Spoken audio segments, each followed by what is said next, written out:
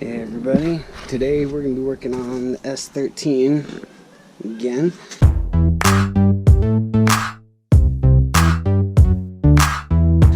Look, got pretty gnarly space there between the wheel and the over fender, so got some wheel spacers. Hopefully these aren't too big because I want to do the fronts and the rears. The rear doesn't look like it needs it that much, but we're going to do it anyway and just kind of see how it looks. We might have to get smaller spacers for the rears, but go ahead and get those put on.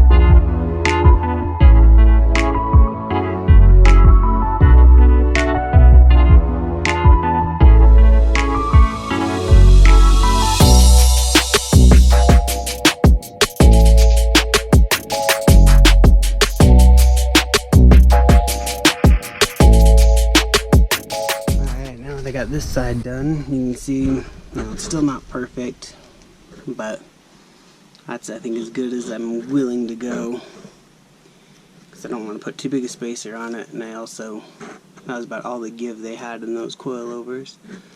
So I think that's going to be our final ride height on the front. And then the rear turned out actually better than I thought. It was pretty flush with the end, and then just enough where you're not rubbing on your wheel without any modification. So overall I'm pretty happy. I'm going to go ahead and do the other side. I wasn't really intending on doing the ride height change today, but it just made sense to do it. So I'll go through a little slower the other side. So now that I got half of it done, I want to show you the difference. If you look, you got the tire right there, and then the back tire, and then if you look on this side, it's tucked in quite a bit, so much, if you look down you can't even see. And then we'll look at the fronts. The front, well, it's right there on the edge, maybe, a ½ inch tucked in. We'll come over to this side. So you can see that thing's hidden in there quite a bit. So that's going to be the difference. So now that I got the wheel off, what I'm going to be doing is I need to get this little plastic ring off to put the spacer on. And then while I'm doing that, I'm actually going to take these two bolts off right here. And then this, I'll just turn it up there. At the bottom, I measured from the bottom of this bracket to the bottom of the threads. And it was about 4 inches, almost exactly. So I'm going to go ahead and spin this up till we have about 4 inches there to match the other side.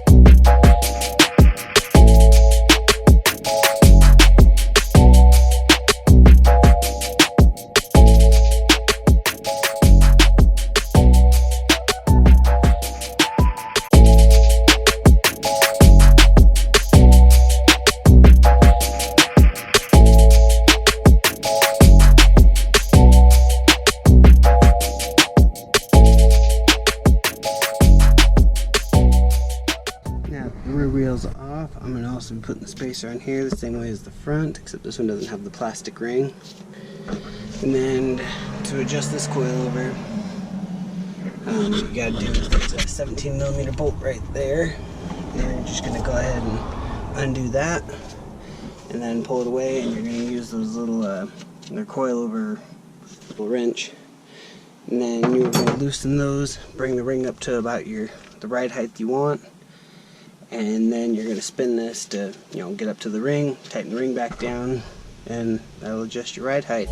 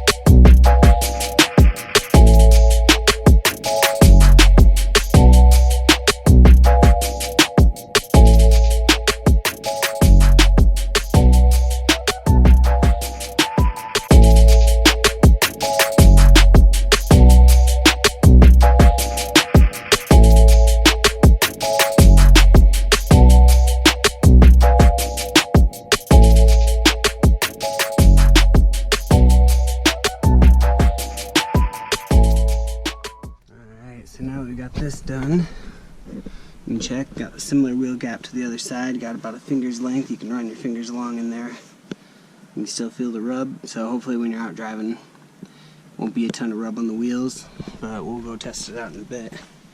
And then in the front, similar, we're still hanging in a little bit from these huge over fenders, but looks a lot better and a lot lower. Should give it a better look. We'll see how it drives in a little bit. Alright, so we got her started, got her going, and let's use the dirty windshield.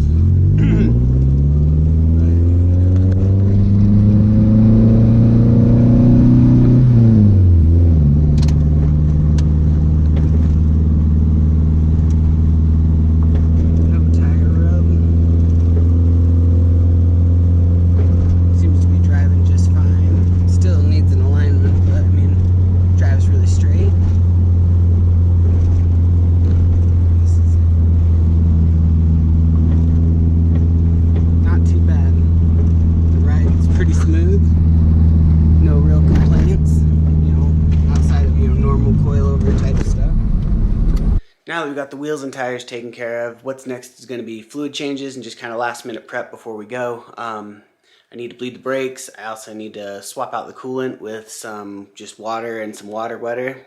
That's kind of a track rule that they have there, is they don't run coolant. After that, the S13 thing is probably just going to be a ongoing project. I mean, we're going to keep going, keep building it, keep making it better, more reliable, and so on. But I'm also going to be beginning a big project that I'll let you guys know soon. Let me know what you guys think. Till then, see you next time.